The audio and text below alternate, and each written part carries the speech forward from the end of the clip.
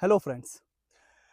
31 जुलाई last date थी। ITR की थोड़ा प्रेशर था और मैं हूँ इस समय उत्तराखंड में, पहाड़ों के बीच में। जब भी थोड़ा प्रेशर हो जाता है तो उसको रिलीज करने के लिए मैं ट्रैवल करता रहता हूँ। आज बहुत ही इंपॉर्टेंट टॉपिक का पार्ट 2 है।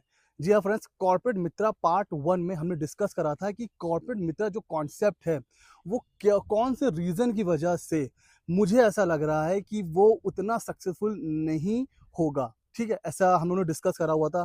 काफी कमेंट्स आए कि सर आप ऐसा कैसे कह सकते हो कि बिल्कुल सक्सेसफुल नहीं होगा, इसमें इतनी कमियां हैं। वो मैंने कॉर्पोरेट मित्रा की कमी के लिए वीडियो नहीं बनाया था। मैंने हर एक सिक्के के दो पहलू होते हैं। Every coins has two sides. मैंने एक साइड डिस्कस करा था कि ये वो आप कह सकते हो कि कमियां हैं जिसकी वजह से कॉर्पोरेट मित्रा उतना बड़ा कॉन्सेप्ट शायद ना बन पाए। अगर वो कमियां दूर हो जाएंगी तो हो सकता है कि बहुत अच्छा कॉन्सेप्ट हो। आज हम लोग उसका दूसरा पार्ट जो है वो डिस्कस करने वाले हैं और आज हम लोग डिस्कस करेंगे ये कि कॉर्पोरेट मित्रा क्यों एक सक्सेसफुल इवेंट बन सकता है। तो पहला पॉइंट उसमें ये है सर कि कॉस्ट। आप देखो ना, 3,000 रुपए इसकी फीस है। मार्केट में अगर आप जाओ तो कोई भी कोर्स आप ले लो, कोई भी कोर्स 10,000 से नीचे कोई भी नहीं है। और फिर आपको सबको अलग अलग कोर्स लेना पड़ेगा। इनकम टैक्स सीखना है उसका अलग, जीएसटी सीखना है उसका अलग, फाइलिंग सीखना है उसका अलग। यहाँ आपको सिर्फ 3,000 रुपए की फीस है। 6 महीने की पहले तो थ्योरी आपकी ट्रेनिंग चल रहेगी, उसमें आपको सब कुछ थ्योरी समझाया जाएगा अच्छे से। फिर 6 महीने एक फॉर्म में प्रैक्टिकल ट्रेनिंग दी जाएगी और इस पूरे पीरियड में आपको स्टाइपेंड भी मिलेगा। तो कॉस्ट 3,000 भी नहीं है, कॉस्ट हो जाती है 0।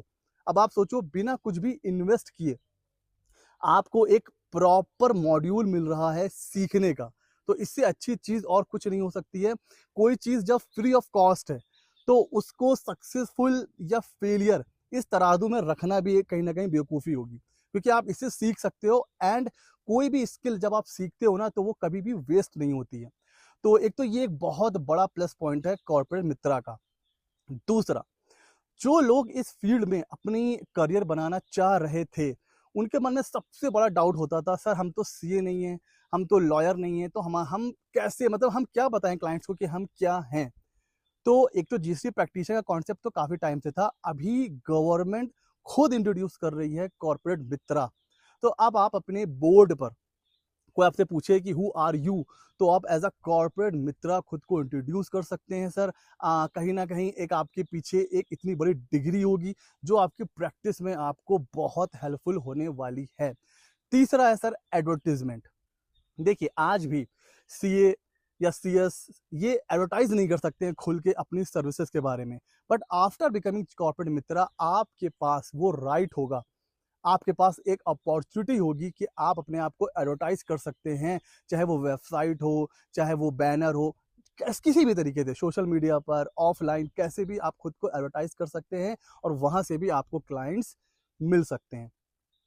चौथा, जो मैंने अपने जब हमने पार्ट 1 में डिस्कस कर रहे थे उसमें मैंने इस चीज़ को डिस्कस करा था कि कहाँ से मिलेंगे क्लाइंट्स। तो अभी आफ्टर डूइंग रिसर्च मुझे ऐसा पता चल रहा है कि एक प्रॉपर वेबसाइट होगी जहाँ पर आप एमएसएमईज अपने काम को लिस्ट कर सकते हैं और वहाँ से आपको क्लाइंट्स मिलेंगे। अब आप सोच के देखो ये कितनी बड़ी मतलब एक चीज़ है। सीए के लिए भी अभी ऐसी कोई पोर्टल नहीं है जहां पर वो जाते हैं और वहां से उनको क्लाइंट मिलता है, जी नहीं। लेकिन कॉर्पोरेट मित्रा के लिए एक पोर्टल होगा। अब हम मुझे लग रहा है वो स्वयं पोर्टल भी हो सकता है। वहां पर क्लाइंट्स की रिक्वायरमेंट होगी और वहां से आप क्लाइंट्स तक पहुंच सकते हो और क्लाइंट्स कॉर्पोरेट मित्रा तक पहुंच सकता है। तो ये कितनी बड़ी अपॉर्चुनिटी है। इसको बनने के बाद आप अर्निंग की मतलब अनलिमिटेड अपॉर्चुनिटी है। अगला जो फायदा है सर, सिर्फ प्रैक्टिस के पॉइंट ऑफ व्यू से इसको देखना एक बहुत बड़ी गलती होगी। बिकॉज जो नोटिफिकेशन है उसमें साफ साफ लिखा हुआ है कि आने वाले टाइम में एमएसएमईज में एन नंबर ऑफ, वहां क्या लिखा हुआ है, अनलिमिटेड अपॉर्चुनिटी है जॉब के लिए भी। तो ऐसा नहीं है कि जो लोग जीएसटी या इनकम टैक्स सीखते हैं उनका सिर्फ एक ही फोकस होता है कि उन्हें प्रैक्टिस करनी है, जी नहीं। आप अगर प्रैक्टिस नहीं भी करना चाहते हैं तो सर आप जॉब के लिए भी रेडी हो सकते हैं और एमएसएमईज में जो भी जॉब अपॉर्चुनिटी होंगी उनमें कॉर्पोरेट मित्रा को एज मिलने वाला है। तो प्रैक्टिस अगर मान लीजिए प्रैक्टिशनर 4-5 हज़ार होते हैं तो जॉब की बहुत अपॉर्चुनिटीज होती हैं। तो आप ये सोच के देखो कि एक कोर्स करके आपके पास दोनों रास्ते हैं। आप चाहो तो प्रैक्टिशनर बन जाओ और आप चाहो तो जॉब के लिए भी जा सकते हो। तो एक मतलब आप सोचो फ्री ऑफ कॉस्ट एक ऐसा कोर्स जिसको करने के बाद आपके पास इतनी सारी अपॉर्चुनिटी होने वाली है।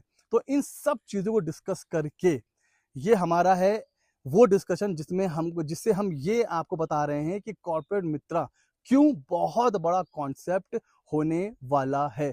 कुछ चीज़ें जो हमने पार्ट 1 में डिस्कस करी थी वो भी कोई बहुत बड़ी चीज़ें नहीं है। अगर वो चीज़ें मुझे ऐसा लग रहा है कि आने वाले टाइम में पोर्टल और ज़्यादा अपडेट होगा, वहाँ पर सारी चीज़ें क्लियर हो जाएंगी कि भाई कौन सी फॉर्म आप कर सकते हो सेलेक्ट, कहाँ जा सकते हो, एमएसएमई कैसे पहुंचेंगे कॉर्पोरेट मित्रा तक, कॉर्पोरेट मित्रा को क्लाइंट्स कैसे मिलेंगे, ये सारी चीज़ें बहुत जल्द पोर्टल पर अपडेट हो जाएगी। हाँ, रजिस्ट्रेशन क्लोज हो चुके हैं, 31 जुलाई तक इसका रजिस्ट्रेशन हो रहा था, तो अभी तो क्लोज हो चुके हैं। बैच स्टार्ट होने वाला है, आई थिंक अगस्त में इसका बैच स्टार्ट भी हो जाएगा और अगर उसके बाद भी एप्लीकेशन आती रहेंगी तो मुझे ऐसा लग रहा है सितंबर अक्टूबर में इसका दूसरा बैच भी स्टार्ट हो जाएगा। अगर आप अभी तक रजिस्टर नहीं करे हैं तो आप फटाफट से तैयारी कर लीजिए रजिस्ट्रेशन करने की। ये एक बहुत बड़ी अपॉर्चुनिटी होने वाली है। हाँ, लेकिन आपकी एज होनी चाहिए 30 साल। एज लिमिट यहाँ पर रखी गई है 30 ईयर्स। अगर आप क्रॉस कर जाएंगे फिर आप इसके लिए अप्लाई नहीं कर सकते हैं। तो अगर आप 30 साल के अंदर हैं तो आप इसके लिए रजिस्टर हो सकते हैं। कैसा लगा वीडियो हमें ज़रूर बताइएगा। जो चीज़ें हमने डिस्कशन करी है आप कितनों से एग्री करते हो, कितनों से डिसएग्री करते हो, वो आप मुझे ज़रूर बताइएगा। एंड लास्ट में एक छोटा सा मैसेज, काम करते करते जो भी मेरे प्रैक्टिशनर फ्रेंड्स हैं, अगर आप ऑब्वियस सी बात है जब ड्यू डेट्स आती हैं तो प्रेशर अपने आप इंक्रीज हो ही जाता है।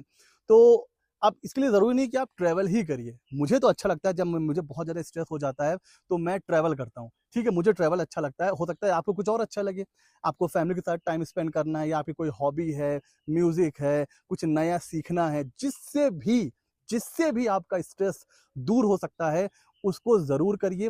लगातार काम मत करिए। लाइफ जो है ना, ये तो छोटी सी लाइफ है, इतनी तेजी से टाइम गुजर रहा है, ठीक है ना, किसी दिन हम लोग भी गुजर जाएंगे।